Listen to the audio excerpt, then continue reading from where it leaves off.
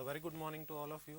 I am Dipender Gill from Government Polytechnic Ambala City, and the topic of my lecture today is pulse analog modulation.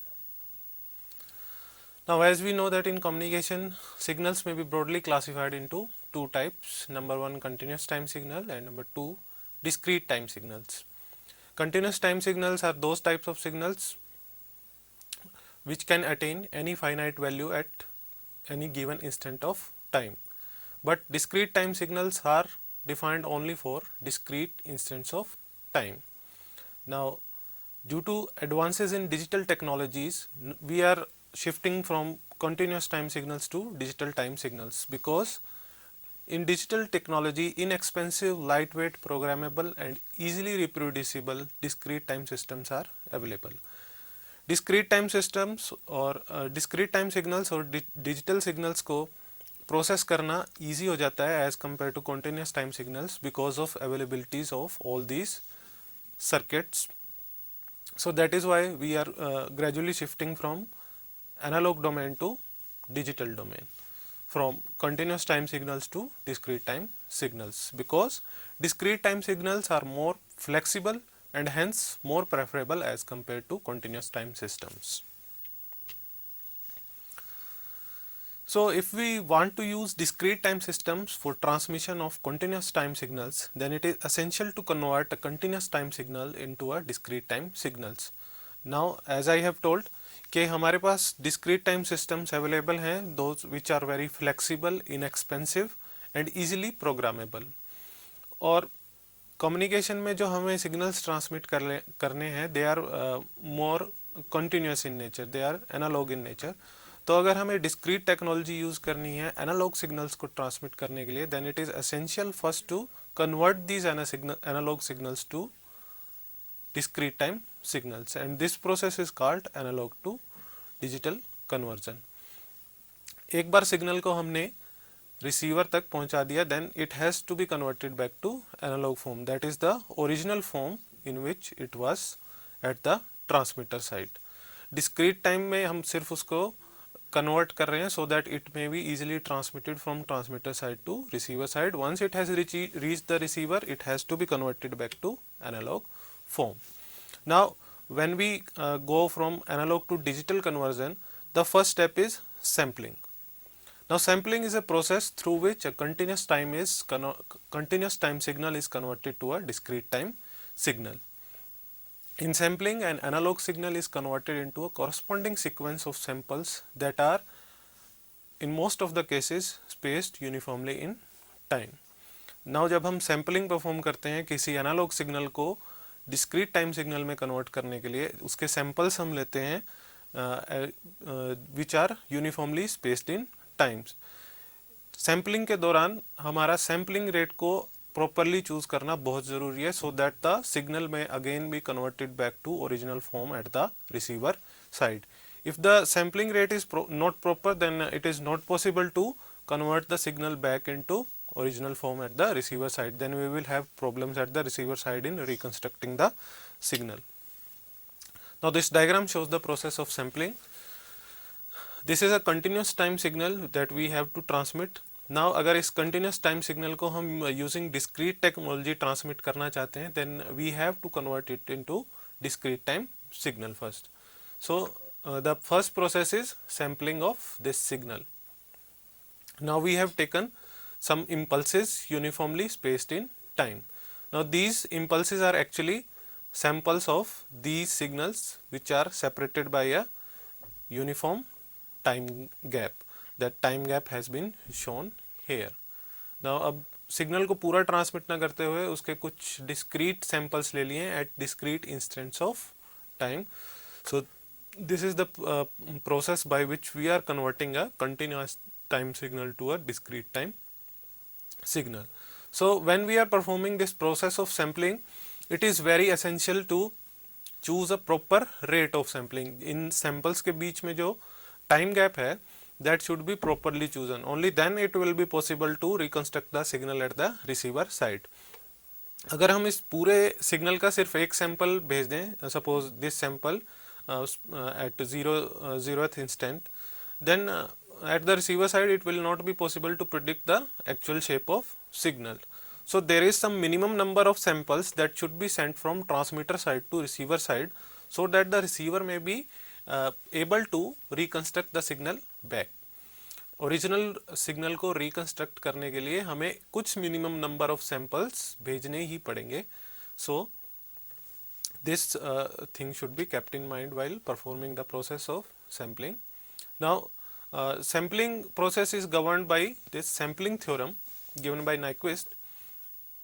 It actually tells us about the frequency of sampling or the time gap between different samples that will be proper for transmission from transmitter side to receiver side. Now sampling, as I have told you, sampling of signals is the fundamental operation in signal processing. Then sufficient number of samples of the signal must be taken so that original signal is represented in its sample completely. If the number of samples is less than a particular amount, then there will be distortion and the receiver will not be able to reconstruct the signal back to the original form. So the actual number of how many samples should be transmitted from transmitter side to receiver side, that is governed by sampling theorem given by Nyquist. हमें कितने samples at least transmit करने चाहिए from transmitter side to receiver side, that is वो हमें sampling theorem बताती है. Sampling theorem was given by a scientist named Nyquist. Sampling theorem has two statements. One is frequency domain statement and the other one being the time domain statement. First we study the frequency domain statement. The frequency domain statement of sampling theorem states that a band limited signal of finite energy which has no frequency component higher than FM Hertz is completely described by its sample values taken at uniform interval less than or equal to 1 by 2 FM seconds apart. Now this is the frequency domain statement for sampling theorem. ये हमें बता रहा है कि जब हम किसी भी एनालॉग सिग्नल को सैंपल करें तो जो डिफरेंट सैंपल्स हैं उनके बीच का जो टाइम गैप है that should either be less than or equal to 1 by twice of the highest modulating signal frequency. अगर किसी पर्टिकुलर सिग्नल में हाईएस्ट जो फ्रीक्वेंसी प्रेजेंट है that is denoted by FM hertz, तब दो सैंपल्स के बीच का जो टाइम गैप है that should not be greater than 1 by 2 FM seconds. It should be either equal to or it should be less than 1 by 2 FM seconds. अगर samples के बीच में इससे ज़्यादा टाइम गैप हो जाएगा then it will not be possible for the receiver to reconstruct the signal back to its original form. तब receiver side पे जब सिग्नल को रिकंस्ट्रक्ट करने लगेंगे there will be some distortion which will be highly undesirable. So when we are performing the sampling at the transmitter side, signal को transmit करने से पहले जब हम सिग्नल को डिस्क्रीट डोमेन में लेके जा रहे हैं, डिस्क्रीट टाइम सिग्नल में कन्वर्ट कर रहे हैं, then it should be taken care of that जब दो सैंपल्स हम ले रहे हैं उनके बीच का जो टाइम गैप है वो इस particular value that is 1 by twice FM, where FM is the modulating signal frequency, highest modulating signal frequency. The time gap between two samples should not exceed this value. Now this is the frequency domain statement for sampling theorem. Now there is an equivalent statement that is given in time domain. A band limited signal of finite energy which has no frequency component higher than FM Hertz may be completely recovered from the knowledge of its samples taken at the rate of twice FM samples per second. Now ये एक equivalent statement है sampling theorem की, but this is in time domain. ये बता रही है कि हम जब सैम्पलिंग परफॉर्म कर रहे हैं eight the transmitter side before transmitting the signal, तो जो हम सैंपल्स ले रहे हैं दो should be at least twice FM samples पर सेकेंड. एक सेकेंड में हमें मॉड्यूलेटिंग सिग्नल फ्रीक्वेंसी के दुगनी वैल्यू के सैंपल्स ले लेने हैं. अगर उससे कम सैंपल्स हम एक सेकेंड के लिए ट्रांसमिट करते हैं then it will not be possible for the receiver to reconstruct the signal back to its original form. So this is telling us about the frequency of sampling, that is एक second में हमें at least twice FM samples जो हैं वो transmit कर रहे हैं, तभी हमारा रिसीवर दोबारा से एनालॉग सिग्नल को रिकंस्ट्रक्ट कर सकेगा। When the sampling rate becomes exactly equal to twice FM samples per second, it is called Nyquist rate or minimum sampling rate. Now sampling theorem में हमने एक minimum value define की है both in frequency domain and time domain. Like in time domain we have defined that the time gap between two successive samples, that should either be less than or equal to 1 by 2 FM seconds. Now जो ये 1/2 FM seconds की जो value है, the maximum time gap between two successive samples for proper reconstruction of signal at receiver side, this is called Nyquist interval.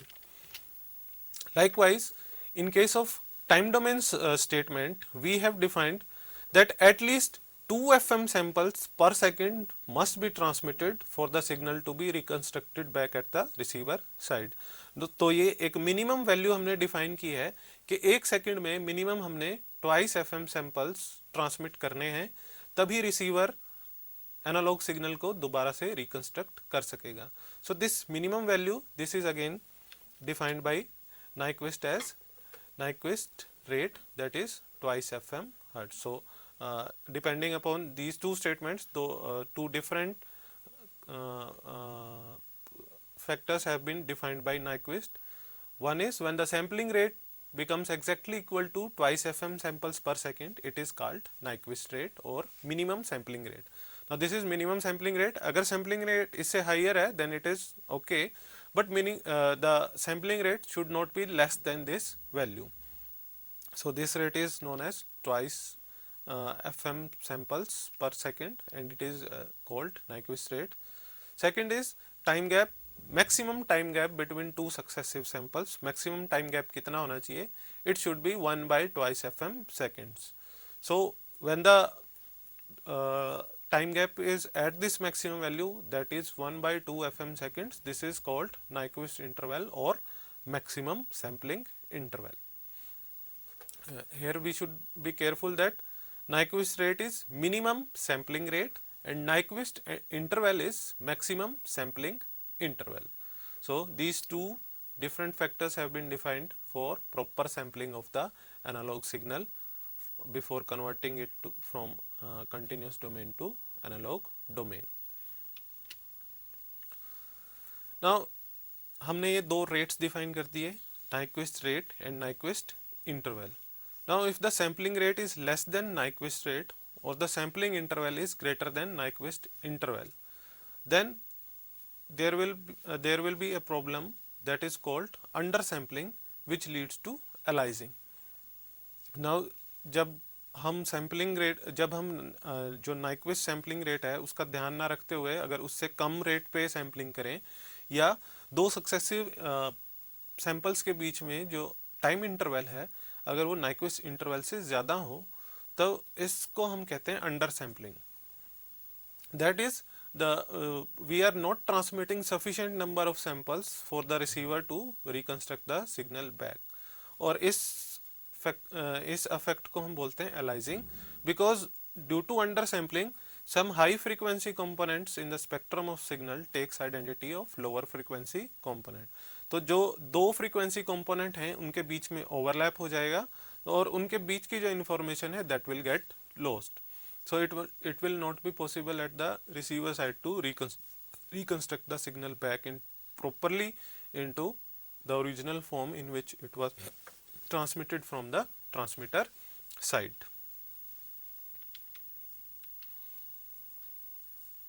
Next we come to pulse modulation. Now we have studied different types of modulation like frequency modulation and amplitude modulation. Pulse modulation is also a type of analog modulation. Pulse modulation जो है this cannot be termed as digital modulation. It is a type of analog modulation. But the difference is that in case of pulse analog modulation, the carrier signal is of pulse shape. That may be a rectangular pulse. जो carrier signal हम लेके चलेंगे वो एक pulse shaped signal होगा. और उसकी कोई कैरेक्टरिस्टिक्स जो हैं वो वेरी होंगी according to instantaneous value of some modulating signal. Modulating signal एक कैरियर पल्स की कैरेक्टरिस्टिक्स को चेंज करेगा। Now as was in previous cases, the characteristics which can be varied by the modulating signal are, in case of pulse, are amplitude, width of the pulse and its position. In analog pulse modulation, there is the some characteristic of a pulse is made to vary according to the message signal or modulating signal. Now the main aim is to transmit a modulating signal. अब यहाँ पे हम carrier change कर रहे हैं, that carrier should only be a pulse. Now depending upon these three properties of the pulse which can be changed according to the modulating signal, we have three different types of pulse analog modulation. Pulse amplitude modulation, in which we will vary the amplitude of carrier pulse according to instantaneous value of modulating signal.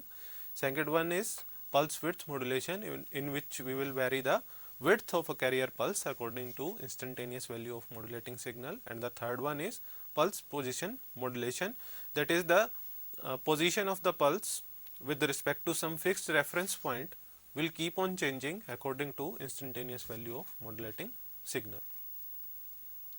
So there is a difference between pulse analog modulation and pulse width and position modulation, that in case of pulse amplitude modulation we are varying the amplitude of carrier pulse, but both in case of pulse width modulation and pulse position modulation we are actually varying the timing of the carrier pulse train. So broadly we can classify